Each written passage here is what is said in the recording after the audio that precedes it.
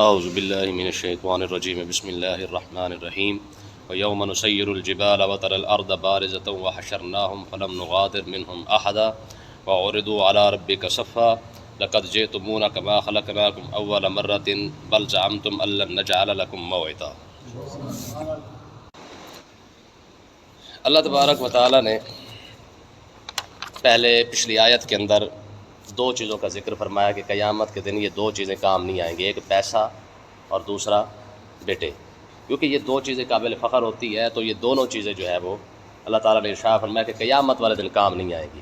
اب ذرا قیامت کے متعلق رب نے ارشاد فرمایا کہ قیامت ہوگی کیا، یعنی کیوں یہ چیزیں کام نہیں آئیں گی، تو ذرا قیامت کی اہمیت کو بیان کیا جا رہا ہے کہ تم یہ نہ سمجھو کہ چھوٹی موٹا کوئی واقعہ ہوگا یا چھوٹی موٹی کوئی بات ہوگی، ٹھیک ہے۔ فرمایا ہوگا کیا، فرمایا وَيَوْمَ نُسَيِّرُ الْجِبَالَ، قیامت کا جو پہلا جھٹکا ہوگا یا پہلی چیز ہوگی وہ یہ ہوگی کہ اس دن ہم نُسَيِّرُ الْجِبَالَ، ہم پہاڑوں کو چلا دیں گے۔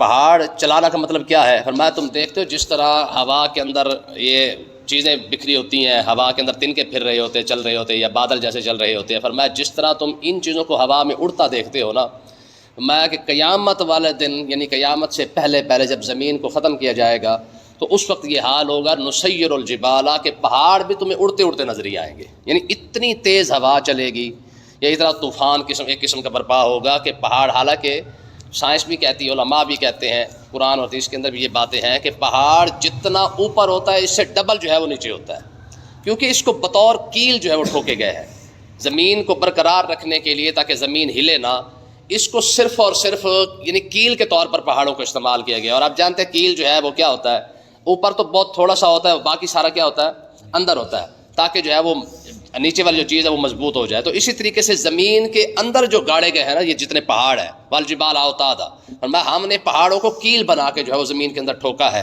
تو مطلب کیا ہے اس کا کہ اللہ تعالیٰ نے ارشاد فرمایا تم اندازہ کر لو کہ اتنے بڑے پہاڑ ہوں گے جو آج ہمیں کیا سینکڑوں فٹ کے حساب سے نظر آتے ہیں، لیکن اس سے نیچے وہ ڈبل ہے، ٹھیک ہے۔ مثال کے طور پر اگر کوئی پہاڑ 500 فٹ اوپر ہے جو نظر آ رہا ہے ہمیں، تو وہ 1000 فٹ نیچے بھی ہے، تو یہ 1500 فٹ کا پہاڑ اٹھا کے جناب ایسے جناب مطلب یوں سمجھے کہ جیسے پتنگے اڑ رہے ہوتے ہیں یا جیسے کوئی خاشاک جو گھاس وغیرہ اڑ رہی ہوتی ہے، فرمایا قیامت سے پہلے یہ پہاڑ بھی ایسے ہی اڑ رہے ہوں گے، یعنی کوئی چھوٹی موٹی بات نہیں ہے قیامت والی، جب پہاڑوں کا یہ حال ہے۔ اور آگے فرمایا وَتَرَى الْأَرْضَ بَارِزَةً، فرمایا کہ تو زمین کو چٹیل میدان دیکھے گا، ہاں، نہ درخت، نہ ٹویا ٹبا، نہ اونچ نیچ، نہ وہاں پہ کوئی بلڈنگ، نہ یہاں پہ کوئی شے، مطلب پیچھے بچے گا ہی کچھ نہیں، جیسے ہے ہموار زمین ہوتی ہے نا، بالکل صاف، ٹھیک ہے۔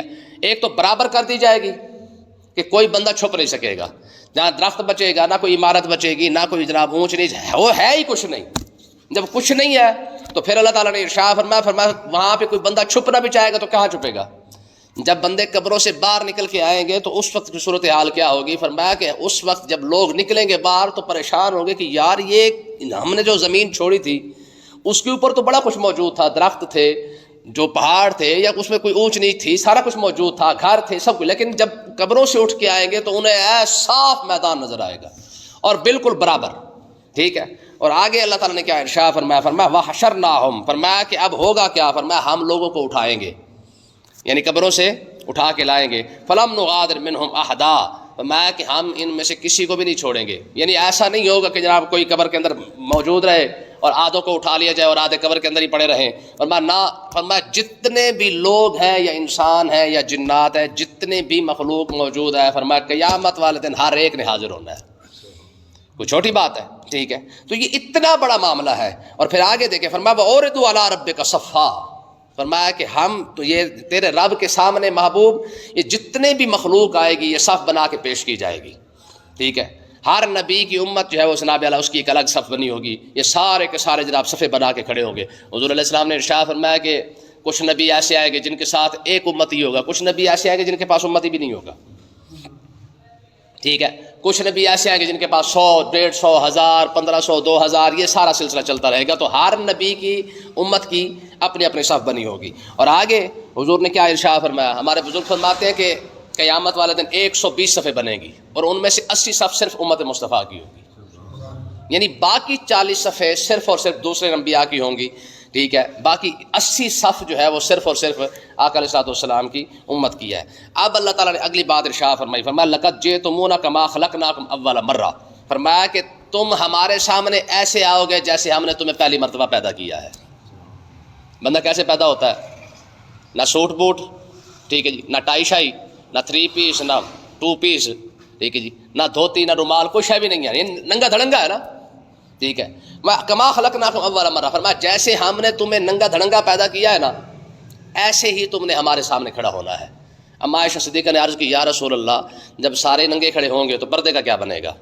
تو حضور نے ارشاد فرمایا کہ عائشہ رب کے جلال کی وجہ سے کسی کی ہمت نہیں ہوگی کہ کوئی دوسرے کی طرف دیکھ ہی سکے. نہیں، اللہ کا جلال اتنا زیادہ ہوگا کہ کسی کو ہوش ہی نہیں ہوگا کہ یار ہم کہاں کھڑے اور کب کیسے کھڑے ہوئے ہیں. کسی کو اتنی بھی سوچ نہیں آئے گی کہ ہم کھڑے کیسے ہیں. ٹھیک ہے، تو اللہ تعالیٰ نے ارشاد فرمایا کہ بھائی اپنی پیدائش کو دیکھ لو، پیسہ ہے، مال ہے، دولت ہے، جو کچھ بھی ہے، فرمایا کہ اندازہ لگا لو جب آئے تھے تب بھی تو نہیں تھا نا، اور جب جا رہے ہو پھر بھی. دونوں صورتیں اندازہ کریں، یعنی جب دنیا میں آ رہا ہے تب بھی خالی ہاتھ ہے، اور جب دنیا سے جا رہا ہے تب بھی خالی ہاتھ ہی جا رہا ہے. تو دونوں صورتیں وہ فرمایا جیسے ہم نے تمہیں پیدا کیا تھا ویسے ہی تم نے ہمارے پاس آنا ہے. خالی ہاتھ گئے تھے، خالی ہاتھ ہی واپس آؤ گے.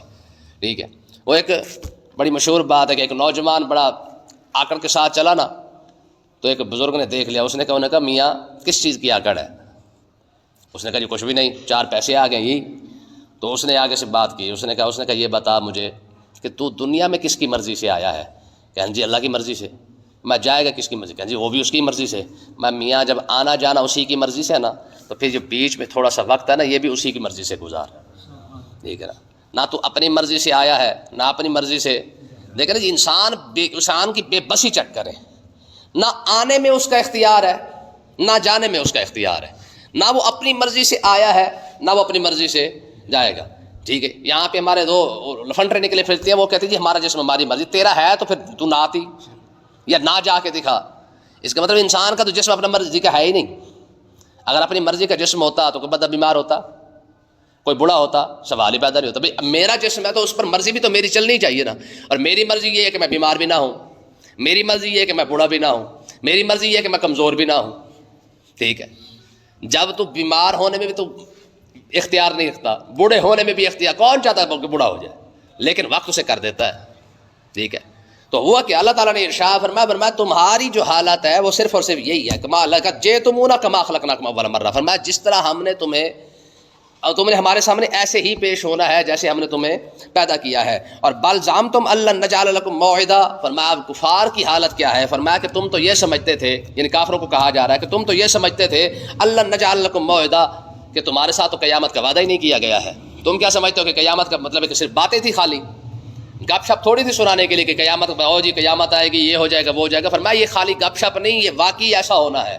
ایک اقتربت الساعۃ وانشق القمر، فرمایا کہ جب چاند ٹوٹ گیا ہے تو سمجھو قیامت آ چکی ہے. یعنی یہ چاند کا ٹوٹنا یہ بھی قیامت کے قریب ہونے کی نشانی ہے. آقا علیہ السلام نے چاند توڑ کے دکھایا نا. ٹھیک ہے نا، تو مطلب کیا نکلا اس سے؟ میں یہ قیامت کی نشانیاں جو پوری ہو چکی ہے. اب تو خیر قیامت کی بڑی بڑی نشانیاں پوری ہو چکی ہیں. اب تو سمجھ لیں کہ ہم قیامت کے بالکل جو ہے وہ کنارے کے اوپر بیٹھے ہوئے ہیں. لیکن وہ اکثر ہم بات کرتے رہتے ہیں بلڈنگوں کا بن جانا، شراب کا عام ہونا، قتل کا عام ہونا، زنا کا عام ہونا، سود کا عام ہونا. ٹھیک ہے جی، یہ حرام اور حلال کا عام ہونا جانا، یہ تو ساری نشانیاں جتنی بھی حضور نے ارشاد فرمائی تھیں یہ تو ساری پوری ہو چکی ہیں. اب آگے دیکھیں اللہ تعالیٰ نے کیا ارشاد فرمایا. فرمایا جب قیامت قائم ہو جائے گی تب کیا ہوگا؟ جب اللہ کی بارگاہ اقدس میں بندہ پیش ہوگا. فرمایا ووضع الکتاب، اب پیشی کی بات ہو رہی ہے یہاں پہ. پہلے تو قیامت کے برپا ہونے کی بات تھی، اب یہاں پہ کیا ہے؟ پیشی کی بات ہو رہی ہے. ووضع الکتاب، فرمایا کہ جب انسان اللہ کی بارگاہ اقدس میں پیش ہوگا نا، یعنی آواز لگائی جائے گی فلاں بنت فلاں، شابش بھائی آ جا بھائی. ٹھیک ہے، بندہ ذرا غور کر کے دیکھے نا کہ یہ لفظ بولے جائیں گے. ٹھیک ہے، جج کے سامنے ہوتا نا فلانا بندہ آ جائے یا فلانے کا بیٹا آ جائے، تو لیکن اللہ کی بارگاہ اقدس میں کیا ہوگا؟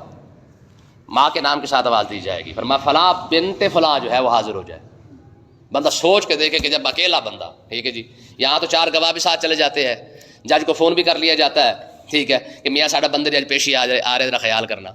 وکیل کے ساتھ بھی رابطے ہو جاتے ہیں. وہاں پہ تو اکیلا بندہ جو ہے وہ اللہ کی بارگاہ میں پیش ہونا ہے اور آواز دی جائے گی ہاں جی فلاں بنت فلاں کھڑا ہو جائے، آپ ہی حاضری لگوا بھائی.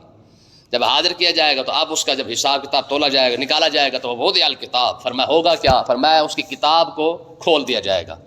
کون سی؟ انا نحن نحیی الموتى ونکتب ما قدموا وآثارهم، فرمایا کہ ظاہر ہے جو کچھ تم کر رہے ہو ہم اسے لکھ رہے ہیں، تو اب ہوگا کیا؟ فرمایا جو نامہ اعمال کی کتاب ہے اسے کھولا جائے گا، فتری المجرمین، اب یہاں پہ مجرم کا لفظ ہے، فرمایا مجرم دیکھیں گے کیا؟ مشفقین، ڈر بھی رہے ہوں گے۔ ظاہر ہے آج تو ہمیں کتاب نظر نہیں آتی نا کہ یہاں پہ کیا لکھا جا رہا ہے اور یہاں پہ کیا لکھا جا رہا ہے، کیونکہ نظر جو نہیں آ رہی ہے تو ہم پہ خوف بھی ہے۔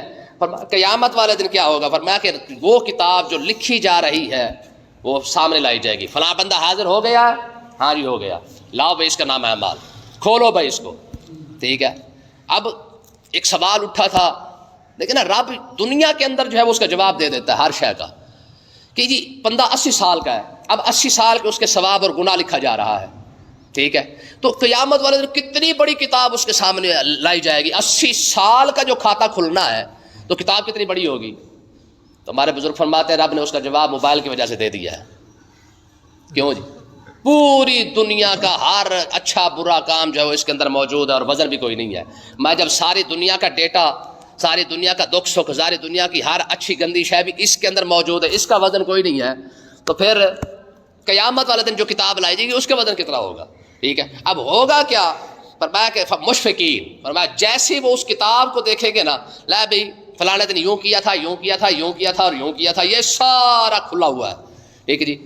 10 سال کی عمر میں یہ کیا، 20 سال کی عمر میں یہ کیا، 30 سال کی عمر میں یہ کیا، 40 سال کی عمر میں یہ، 50 میں یہ، 60 میں یہ، 70 میں یہ، سارا نا جناب والا کھاتا کھول کے رکھا جائے گا، مما فی ہے، میں جو کچھ اس کے اندر لکھا ہوگا۔ اب ڈر رہے ہوں گے کہ یار یہ کیا چیز سامنے آ گئی، اور کہیں گے کیا؟ وَيَقُولُونَ، اور یہ کہہ رہے ہوں گے یا ویلتنا، ہائے ہائے ہائے، افسوس والی بات ہے یار، ہے افسوس ہے اس بات کا، کیا؟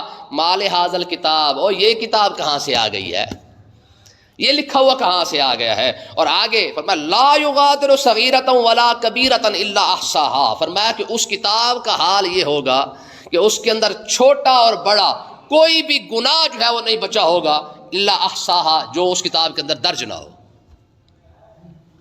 ٹھیک ہے جی۔ کسے چنڈ ماری تھی، کسے کیا کہا تھا، کسے آنکھیں نکالی تھی، یعنی صغیرہ، چھوٹی سی چھوٹی بات، ٹھیک ہے۔ حضور علیہ السلام نے عائشہ صدیقہ سے فرمایا عائشہ چھوٹے گناہ کو بھی چھوٹا نہ سمجھ، کیوں؟ ہو سکتا ہے وہ چھوٹے گناہ کا بھی رب نے سوال کر لیا تو پھر دیکھیں نا، بے پرواہی کی انتہا ہے، بخشنے پہ آئے تو 99 قتل والے کو بخش دے، حالانکہ ایک قتل کے بھی کتنے حکم دیے گیا کہ من یقتل مؤمنا متعمدا فجزاؤ جہنم خالدا فیہا وغضب اللہ علیہ ولعنہ وعد له عذابا عظیما، یعنی 5 6 سزائیں قاتل کی سزا بیان کی ہے، ٹھیک ہے۔ لیکن کرم فرمانے پہ آئے بندہ 99 قتل کر کے 100واں بھی پورا کر دے، ٹھیک ہے، 100 قتل کر کے بھی جا رہا ہو، ٹھیک ہے جی، اور نیک بندوں کے قریب بھی نہ پہنچے پھر بھی بخشش فرما دے، اور پکڑنے پہ آ جائے تو جناب مطلب خاکے کے اوپر پکڑ لے کے مطلب ہے کہ ہاں جی تیرے ترکڑی کے اندر جو ہے وہ خاکہ کیوں تولا گیا ہے۔ بات سمجھ آ رہی کہ نہیں آ رہی؟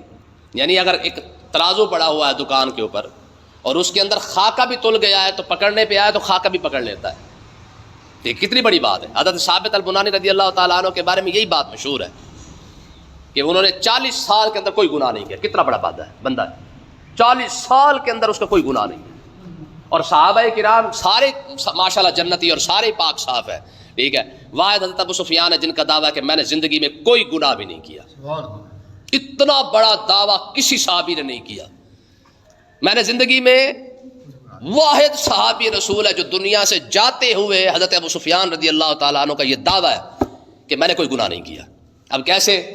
دیکھیں، جب تک کفر رہا وہ تو کفر رہا، کلمہ پڑھتے ہی پچھلا کھاتا سارا صاف ہو گیا کہ نہیں ہوا؟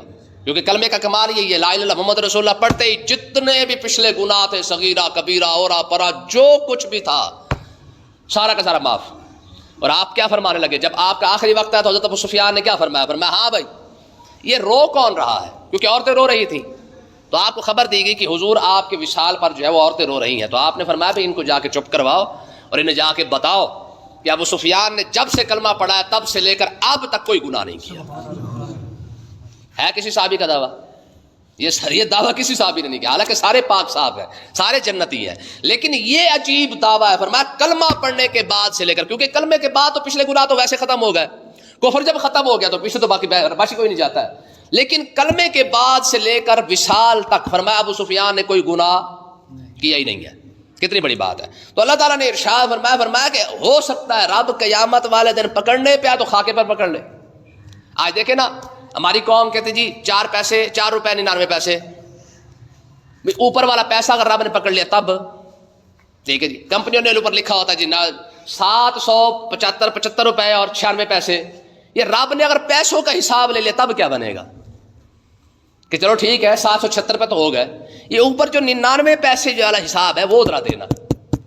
تو نے پیسہ واپس کیا تھا دیکھیں نا جی, ہم جب جا کے پیٹرول ڈلواتے ہیں تو ہمیں پیسے کے اندر تو کرنسی واپس نہیں ملتی نا, ہمیں تو بلکہ روپے کے اندر بھی واپس نہیں ملتی ہے. کیا ہوتا ہے جی 46 روپے, اوپر والے 4 روپے کتنا ہے بھائی, ٹھیک ہے. پھر 46 روپے 99 پیسے 86 پیسے 88 پیسے. جب پاکستان کے اندر پیسے کی کرنسی نہیں ہے تو یہ کاٹے کیوں جا رہے ہیں؟ یا تو کرنسی بناؤ نا پیسوں کی کہ جناب 86 پیسے نکل گیا 14 پیسے واپس لے لیں. جب کرنسی نہیں ہے پیسے کے اندر تو پھر کاٹے کیوں جا رہے ہیں؟ تو بارہ اس کا حساب تو پھر آگے ہو رہا ہے. یہاں تو چلو دا لگ رہا ہے جو لگ رہا ہے, آگے تو پھر اس کا حساب بھی ہو جانا کہ کتنے پیسے کاٹے تھے. تو اللہ تعالیٰ نے ارشاد فرمایا لا یغادر صغیرۃ ولا کبیرۃ الا احصاها, فرمایا وہ جو نام اعمال کی کتاب کھلنی ہے اس کے اندر کوئی چھوٹی بڑا کوئی بھی گناہ جتنے بھی کیے ہوں گے الا احصاها, سارا کا سارا اس نے کتاب نے گھیرا ہوگا. مطلب کیا ہے کہ سارا کا سارا اس کے اندر درج ہوگا. اور ووجدوا ما عملوا حاضرا, فرمایا کہ جو بھی عمل کیے ہوں گے رب کے سامنے کھڑے ہوں گے سارا کچھ سامنے پائیں گے. بلکہ رب فرمایا کہ فرمایا آپ پہ پڑھ لے کیا ہوگا, ٹھیک ہے نا جی. بندہ کو چبل مار کے کھڑا ہو نا تو بندہ اسے کہتا ہے میاں آپ انصاف کر لے, یعنی ہمیں بولنے کی ضرورت ہی نہیں ہے. بعض اوقات ہوتا ہے کہ ایسا نہیں ہوتا ہے کہ میاں اپنی بات کا تو خود ہی انصاف کر لے, کیا اس بات میں تو سچا ہے یا جھوٹا ہے؟ تو بندہ کہتا ہے ہاں جی غلطی تو مجھ سے ہو ہی گئی ہے, ٹھیک ہے. تو یہی بات اللہ تعالیٰ نے ارشاد فرمایا بعضوں کا رب قیامت والے دن بندے کے سامنے رکھ دے گا, انہیں کہ تو اپنا نام اعمال خود ہی پڑھ لے کہ تو جنت کا حقدار ہے یا جہنم کا, کیا بنے گا؟ ٹھیک ہے. جب بندہ خود ہی اپنی نماز کو پڑھ رہا ہو کہ نماز پڑھتے ہوئے کہہ رہا ہے جناب وہ دکان تے بھی جانا سی, اوئے ہوئے ہوئے 4 پیسے ادھر بھی رہ گئے, او یار پانی بھی لانا سی, یار سپرے بھی رہ گئی, کھاد بھی رہ گئی, فرمایا یہ تیری نماز ہے, کیا بنے گا؟ یعنی رب اگر پوچھ لے ہاں یہ نماز تجھے وارے کھاتی ہے تو کیا بنے گا, ٹھیک ہے. تو اللہ تعالیٰ قیامت والے دن نام اعمال بھی بندے سے پڑھوا لے گا, پھر تو اپنا خود پڑھ لے کہ تو کیا کر کے آیا ہے, ٹھیک ہے. اور ولا یظلم ربک احدا, بات یہاں پہ ختم کر دی ہے. فرمایا تیرا رب کسی پر ظلم نہیں کرتا.